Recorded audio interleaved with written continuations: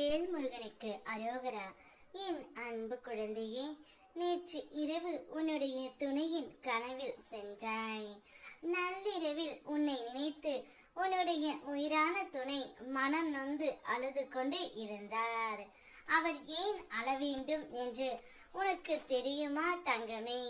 இதை முழுமையாக கேள், உனக்கே புரியும். உன்னுடைய வாழ்க்கையில் நுழையும் மனிதர்கள் எல்லோரும் கர்ம வினையால் வருபவர்கள். அவரவர் பங்கினை நிறைவேற்றிவிட்டு போகின்றார்கள். நிலைத்த உறவுகள் உன்னை சுற்றி பாதுகாப்பாக இருப்பவை. மற்றவை வினையை முடித்து போகும் நிழல் மாதிரி தங்கமே.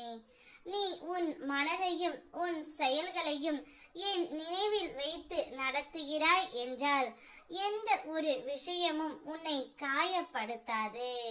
உன் புண்ணியத்தின் பலன் இப்போது கிடைக்கப் போகின்றது. நேற்று இரவு உன்னுடைய துணையின் கனவில் நீ சென்றாய். நீயும் உன்னுடைய துணையும் சற்று மன கசப்போடு இப்பொழுது பிரிந்து உள்ளீர்கள். நீங்கள் இருவரும் ஒருவருக்கொருவர் பிரிந்து இருந்தாலும் அடிக்கடி உங்களுடைய மனதில் நீ அவரை பற்றி நினைப்பதும் அவர் உன்னை பற்றி நினைப்பதுமாகத்தான் இருக்கின்றது. அது எனக்கு மட்டும்தான் நன்கு தெரியும் தங்கமே. போலவே நேற்று உன்னையே நினைத்து உன்னுடைய துணை உறங்கி சென்று இருந்தார். அவருடைய கனவில் நீ சென்றாய். அவருடைய கனவில் சென்று நாம் வாழும் வாழ்க்கை மிகவும் அற்புதமாக இருந்தது. ஒற்றுமையாக ஒருவருக்கொருவர் விட்டு கொடுக்காமல் இருந்தோம். ஏன் இந்த பிரிவு என்று எனக்கு தெரியவில்லை.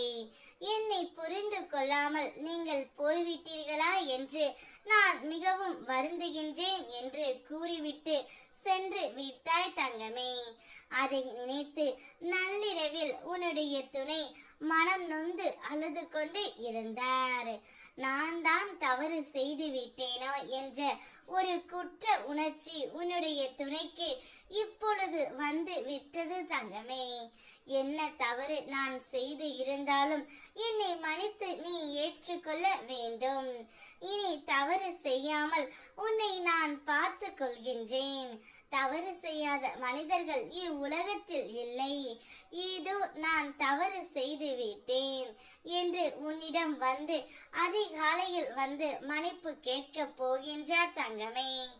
ஏனென்றால் அவருடைய தவறுகள் அனைத்தும் மன்னிக்கப்பட்டு விட்டன. இப்பொழுது நீயும் அவரும் சேர்ந்து வாழக்கூடிய காலகட்டத்தை தான் நான் உருவாக்கி கொண்டு இருக்கின்றேன். சந்தோஷமாகவும் நிம்மதியாகவும் நீங்கள் இருவரும் வாழ வேண்டும். வெற்றிவேல் முருகனுக்கு அரோகரா.